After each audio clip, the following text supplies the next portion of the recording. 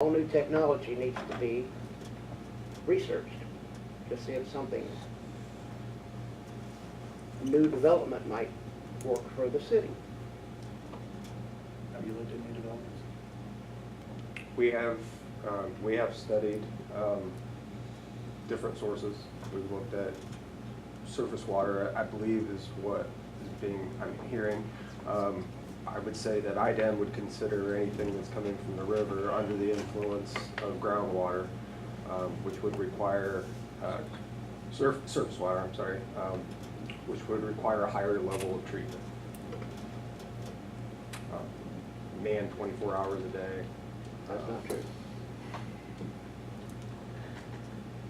Filter treatment plan out of that study. All right, so How much would a treatment plant like that cost? I believe the latest estimates we got were between $20 and $30 million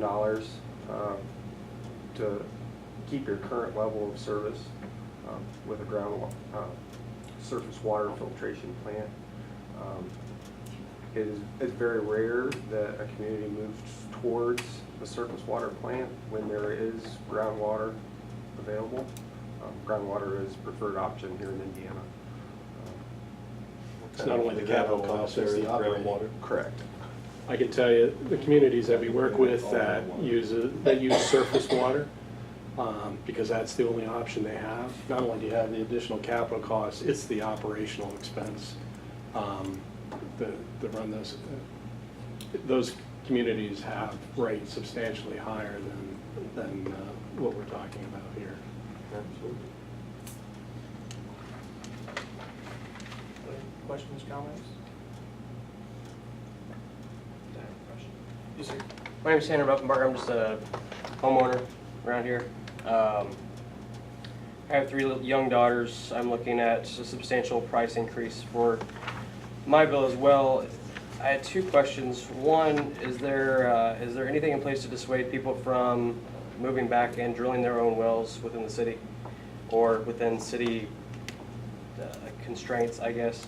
And 2, have we looked at any programs for those unfortunates that are in their 80s that can't maybe pay for the increase or you know, work out something like that or account for those kinds of numbers? My biggest concern is property values. You know, I moved back to Delphi 2 years ago, and because it was, you know, the economy's taking back off again, things are starting to look good. Now this water bill is going to bring my property values down, so that's a major concern that I have.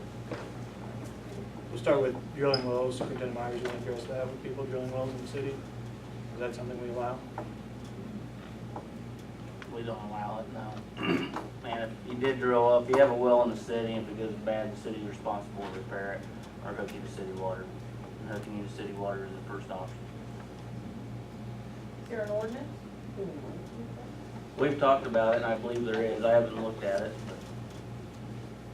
Is there an ordinance against that, Shane? You can find out. I was always told there was. And I never had a reason to look it up, so I didn't. Okay. But I was always told that we had an ordinance on the books. I have 5 acres right outside of town, so the only service I have is water. I have my own septic system. I don't get trash service. I have a hydrant that sits out there that there's nobody even close to me to use. So, you know, $50 more and increasing when I have 3 teenage daughters in the home. If I start looking at the long-term costs, if I want to stay here for 15 years, I want to make my money back if I put a well in. I'll call it a barn lot well or a barn well or something for farm stuff. But, I mean, on a weekend, I'll drill a line to the house too. It's just, you know, I got to worry about my bottom dollar, right? As to the second question on programming, Mr. Julian, do you want to address any programs that other municipalities have for low income? There, as recently as last legislative session, year before last legislative session, there was some new law passed called Lifeline rates, and there are a couple of communities that have adopted Lifeline rates. Lifeline rates are intended basically to address that issue with low income customers getting subsidized by the rest of the customers. So that is something that you could consider. In that regard, it is not, that's not a cost savings measure, that's a cost shifting measure. So those that, I guess theoretically can prove that they cannot afford the water bill would get a discount, and those others would make up the difference. And that's something that could be explored when we go to pursue a second water rate increase to address phase Sure. two. There are a lot of things that we talked about, and that'd be one of them, could be one of them. There's also township trustees. I mean, we all pay in taxes into the township. And the township brings in about $80,000 a year in revenue from those, just for public assistance, and uses about 40. And they're saving the rest. Was that acrimony in my voice? I think there was. Sorry, I have one question, John. Did you say it was Lifeline rights, Lifeline rates? Rates. Okay. Make sure. Sorry, yes, ma'am. The township trustee money you cannot have every month. You have to have so many months in between getting that. And it's like a 16-page document. And you've got elderly people that aren't gonna be able to fill out I don't know what all's on it. I've never filled one out, I just know people that have. And it's pretty intense. And if 60% of our population would fall under that Lifeline rate, that means the other 40% of us that aren't are gonna absorb that cost. Is that how I'm understanding the program, if that program to work? Yeah, the dollars that the water utility as a business need to bring in, it's not gonna go down. So you gotta bring in the same amount of revenue, you're just shifting who's gonna pay it. Do they do that on a consumption or an income basis? An income basis where there's some proof. For the people that have to subsidize the low income? No, for those that are requesting the subsidy, and it varies, and there are not a lot of communities that do it. I can only think of a couple actually. But there's generally, you have to have some proof of qualification for the rate, and you get a discount. And then whatever the discount is rolled into the general rates that everyone else pays. Yes, ma'am. Is that a government program, or what is it? It is a program that's adopted on the local level by ordinance. So they set the rate, they set the whole parameters of it, or Yes. is there already a state No, that it's governs it? local. Like I said, there's only a couple communities that have done it, and it's only recently been recognized in statute that you can do it. Those that have done it have created their own program. Our experience with it, as I said, there are very few communities that actually do it. Or we could create our own, however we chose fit for our specific demographic here in Delphi. Based on the few communities that are, by few, I can only think of like 2 or 3 that have done it, and they're not the same. So by extension, I think you can create some parameters. Now that there's new legislation, the General Assembly or the IURC may take greater interest in it. But based on the 2 or 3 communities that are doing it, you probably have some discretion as to what the parameters would be. The thing you have to be careful of is, number 1 rule in life is no good deed goes unpunished. For everyone that feels that it's in the right spirit to subsidize somebody else, there's going to be some that feel that isn't right, everyone should pay their. And the only reason I raise that is if you adopt a rate structure that creates a subsidy they don't feel is appropriate, they can legally challenge that, and you'd have to prove that it's consistent with statute. The other advice that I would give you is you can't create a program that costs more money to administer than the benefit that it creates. So if the program requires, the completion of a 16-page application, let's say, and you've got to have staff to review that and verify that, you might be taking, one step forward, 2 steps back if the cost of the program exceeds the benefit. Comment, yes, ma'am?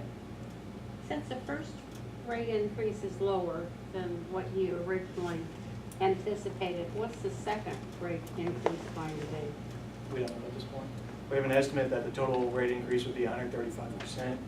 That was operating under the higher interest rates than what we believe we're going to receive now for phase 1. Phase 2, we're still operating, at least estimating a 2% interest rate over 20 years for the. Correct. I feel, there's still a lot of details to be worked out, both in terms of the total cost as well as the funding. But given that we now have updated financial information and have calculated the initial phase, I feel fairly comfortable that it will be less than the 135% that's been our working number in total. So the second increase, will it be based on the increase, the first increase too? When you say 70%, is that 70% of what we pay now or 70% after we've already increased it? All told, if you take your bill today, at the end of this project and its funding, it'll be less than the 135%. So it's not, we're not compounding Okay. the first 43%. Okay. Other public comment?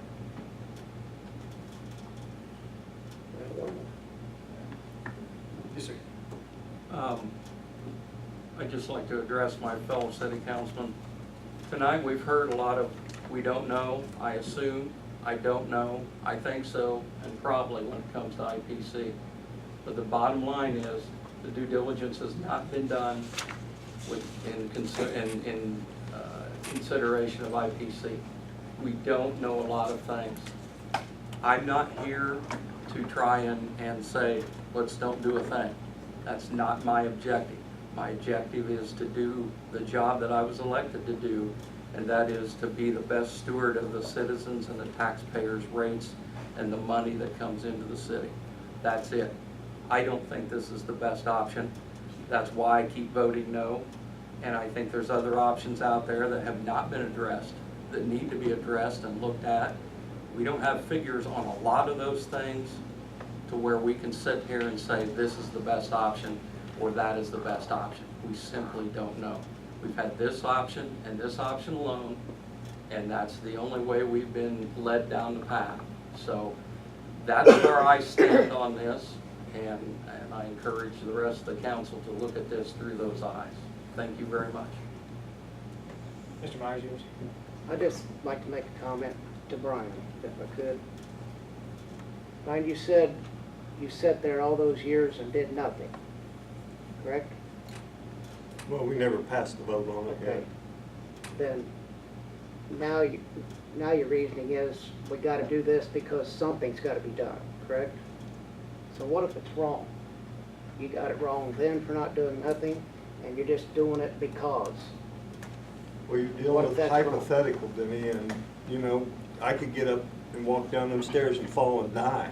I mean, I can't predict But the that's a little future. extreme, isn't it? What? From what I'm saying. You still want me to predict the future? I believe, as Dale just gave a wonderful example of his beliefs, That's- I believe is the best thing for us to do is what we're doing. Is it good for any of us? No. But I truly believe in what I'm standing behind, Denny, 100%.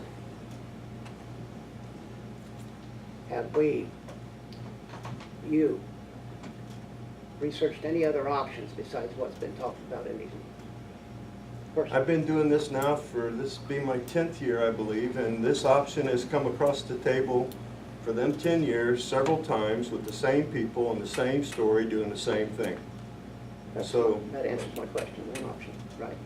we, believe in the experts we hire, or we wouldn't hire these experts. And if, you know, we could go on and on whether we should bring in another group or sell it off to a different company and let them do the utilities for us or whatever. Again, I believe this is our best option. I disagree in saying that we've only pursued one option. You can go back to 1996 and you see that they were drilling a well, came back high in bacteria, I believe in 96 and 97, it came back high in nitrates. Could be vice versa. Can't remember which one came first. We've drilled wells on the coal property, we drilled wells, one well and 4 piezometers. Out in the Tays on the other side of the Wabash. They've done a preliminary analysis of surface water treatment. Of all of those, I mean, impediments that we have in the way with all those other options, would lead us to believe with almost certainty that it's cost prohibitive. Maybe not cost prohibitive, but in excess of what we're looking at here. Yeah, but those were other mayors and other councils. We're talking about you and this council with this option. So we drilled wells out in the Tays River, we tested those We in didn't. 2016. We didn't. Those were already in place from Mayor Strasser's administration. We didn't do that. We signed the contract with Peerless to drill the piezometers and the test/production well. Well, The it was Tays started in 2015. started in 2014. Either way, Coal even better. property. But it actually started back 2005 or 2006 when they were drilling wells elsewhere. This is something we, or in 1995 and 1996. That was a tremendous waste of money, and I don't want my name attached to it. So in your opinion, why isn't there anybody here from IPC? I mean, why, are they not concerned with this water increase? They understand that's going to happen.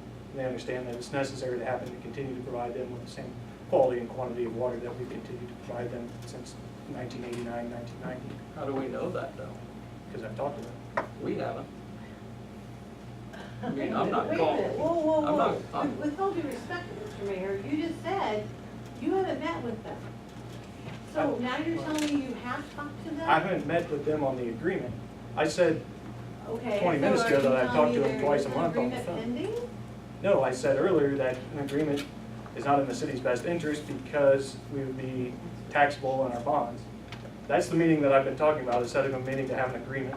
I got an email from the attorney today that said that that agreement would make us taxable on our bonds. Correct. Okay, so if it's not in the best interest for them to sign an agreement, then we're never gonna have an agreement with them and they could be walking within the month? After you make this decision, is that what you're saying? I'm confused because, seriously, sincerely, I'm confused. You're telling me one thing and then you're saying another, so I'm confused. Are we going to get an agreement with IPC, yes or no? Okay, so then Correct. you cannot, how can you say with confidence that they're not going to go somewhere else? If you don't have an agreement with them? Because for the last, when did they come to town? 1989? But You look at- things change daily, do they not in business? Oh, I'm sure. But Okay, well then, they've been operating the same way for 29 years in terms of getting water from the but city. we have nothing in writing, we have nothing to say that they will change and do something different. We're not going to have an agreement with them, correct? That is the recommendation of Patty from, Right, the attorneys that will write the opinion on the tax exempt status of the bonds.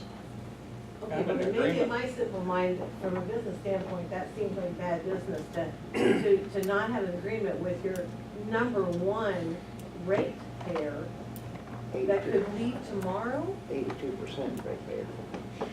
Well, I can tell you that because of the consequence of tax, on tax law for debt, and the general business practices of private corporations, you don't have those customers coming in and putting in writing their commitment. The other issue in terms of where are they, why aren't they here, major corporations generally do not discuss their internal practices in public meetings. And I'm not offering this as a specific opinion on IPC because other than attending a couple of meetings with them as one of the working group. I have no internal knowledge of IPC's working practice, but being a CPA for over 35 years and working in these environments, you do not see private corporations coming to public meetings and reviewing their internal policy decisions for public consumption. They are in a competitive market. Anything they discuss that has a bearing on their business practices is going to be absorbed, reviewed, and analyzed and impact their competitors. IPC may be the best hog processing operation in the world, but they've got a competitor. They would love to know what their internal policies are and the practices are so that they can make competitive decisions with that understanding.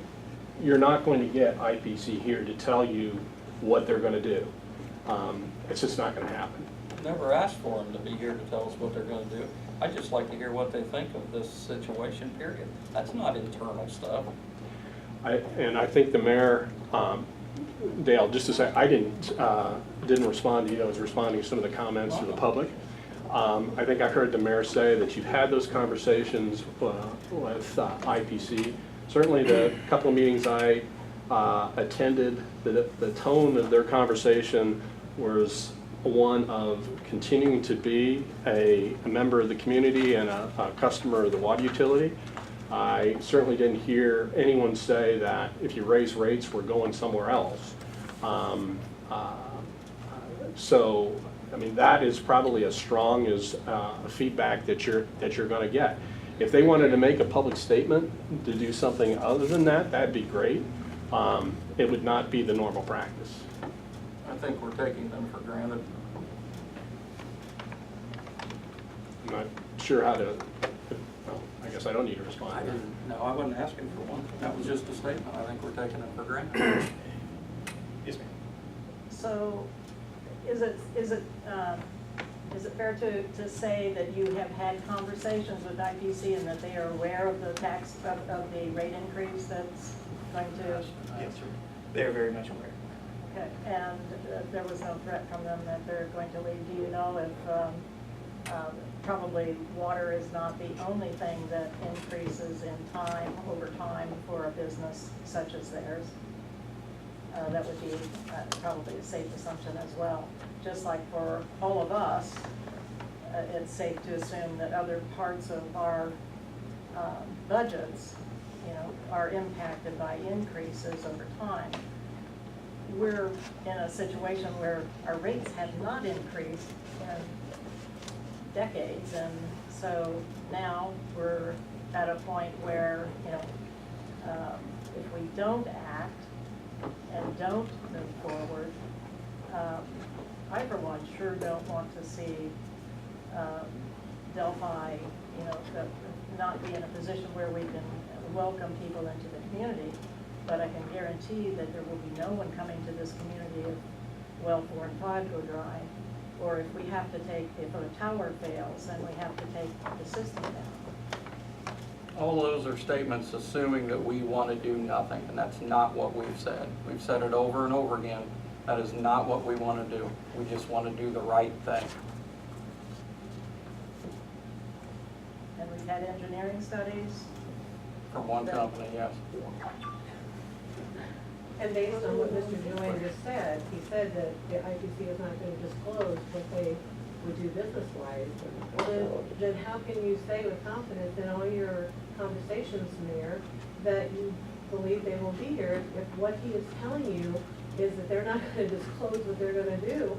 They could very well just be telling you one thing, and the next minute they could be downsizing or gone. This is fiscally irresponsible to do this loan without any type of basis of knowing your largest ratepayer's intention. You don't build a house without your foundation being structurally sound, and this foundation is not structurally sound. I don't know how else to put it to you, to all of you. Yes, sir. One more question, I'm done. You have had a face-to-face handshake with the management at IPC or talked on the phone to their attorneys? I've met with the management at IPC. I've talked to them over the course of the last 6 or 8 months on the phone. Generally, I may have met with them once in that period, I don't know.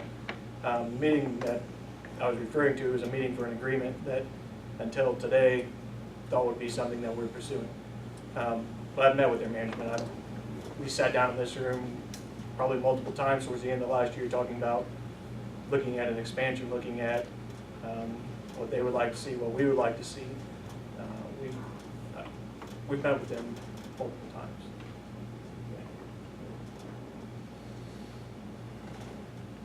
Public comment?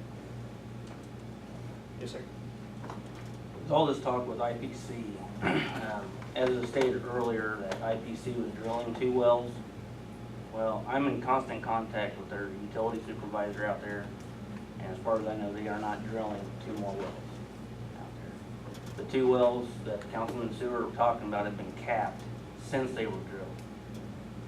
What does it mean if they're capped? That's what he said. They're capped, they're not usable. No, he stated they're drilling 2 wells.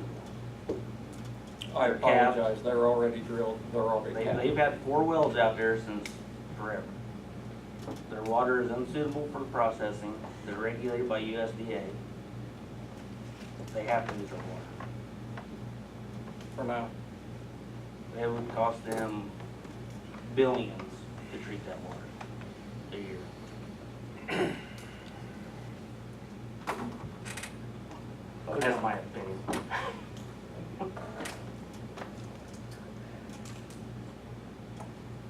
Public comment? If IPC wasn't a factor in this, would it change the way that we're thinking about, we're gonna run out of water regardless if IPC exists or not, is that correct? Correct. So, I'm concerned that we're so focused on IPC as being this big payee into the system. I mean, they should pay their fair share, I understand that, and I get that, but I guess I'm confused on why everybody's so concerned on, or so focused on IPC when, I mean, it's the townspeople, right? We're the ones that are really being affected by this. You could increase something $1 million, $10 million to them, and they'll survive just fine. You increase this 87-year-old mother's bill by $100 a month, that's real life effect right there. That's a big deal. Can I answer your question? Please. We're so concerned about it because they are one of 1,100 customers, and they pay a tremendous amount of water bill every month. If they back out, that loan still has to be paid. It's now going to have to be paid by 1,099 other customers, which will include your elderly or your regular people and everything else. That's what's concerning. It's like getting a car loan based on 2 jobs, a full-time job and a part-time job, and you all of a sudden get fired from the full-time job. That's the concern. Can you make that payment on your part-time job? That's where I understand it.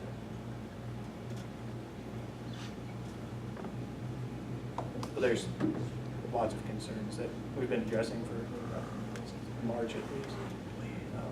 The impact on utility customers, all of the utility customers, IPC, residents, businesses,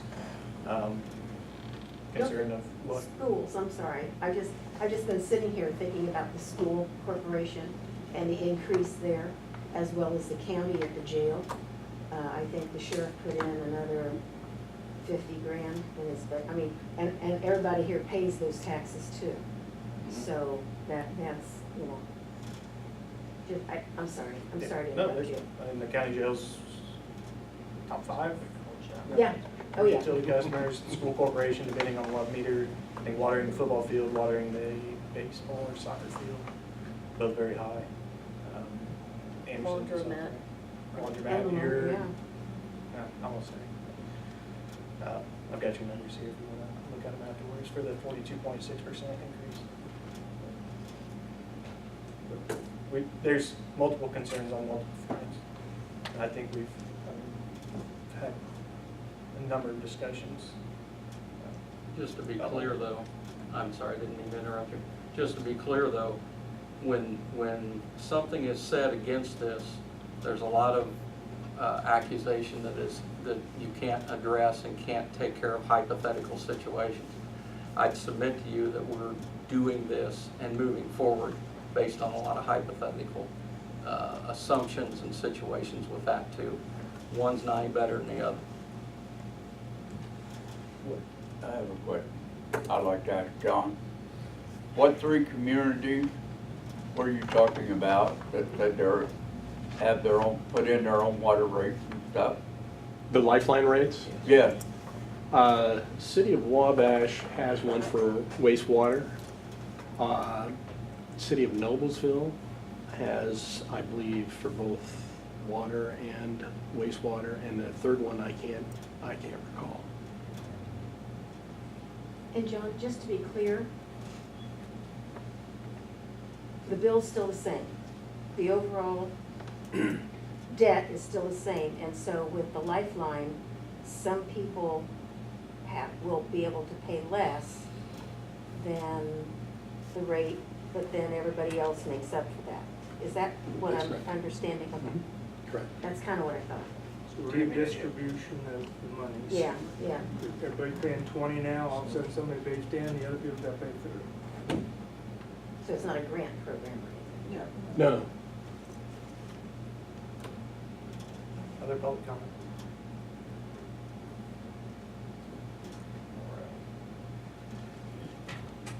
It is 6:34. I'll close the public hearing on the rate ordinance. Proceed to any further council discussion?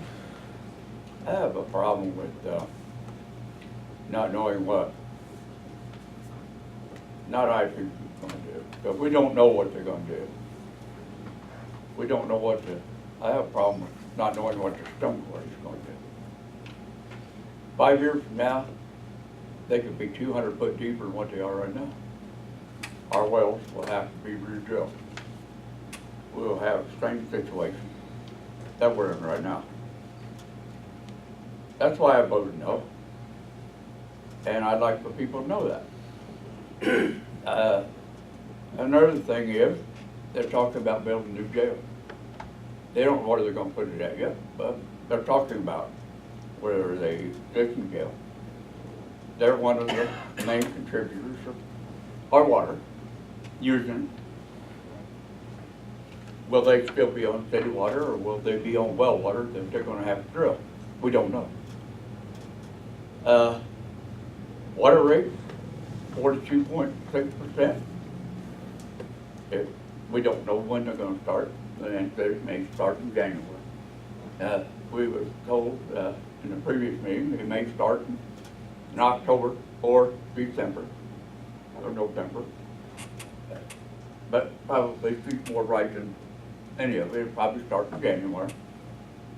I paid a $58 low water bill last month, which, you know, it's not a big thing, because to me, anyway, because they're four in my family. But yet at the same time, my wife and I still live on a fixed income. I think everybody does when they retire.